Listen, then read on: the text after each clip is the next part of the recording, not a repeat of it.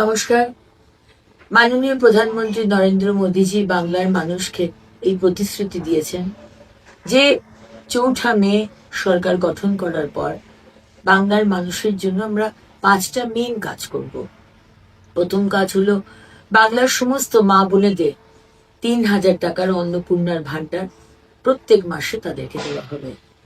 দ্বিতীয় প্রতিশ্রুতি হলো আমাদের মায়েরা, আমাদের বড়রা যারা বৃদ্ধা ভাতা বা বিধবা ভাতা পাওয়ার কথা, তারা যা পাচ্ছেন তার ডবল পাবেন।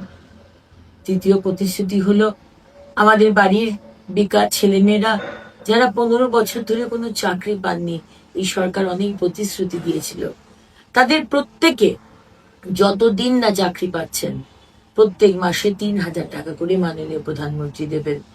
এবং আমাদের এটা অঙ্গীকার যে নেক্সট 5 বছরে আমরা এই যুবক যুবতীর জন্য 1 কোটি কর্মসংস্থান জেনারেট করব।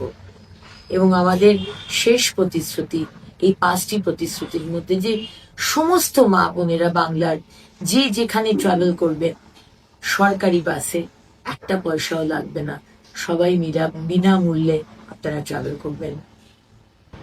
আগামী 23শে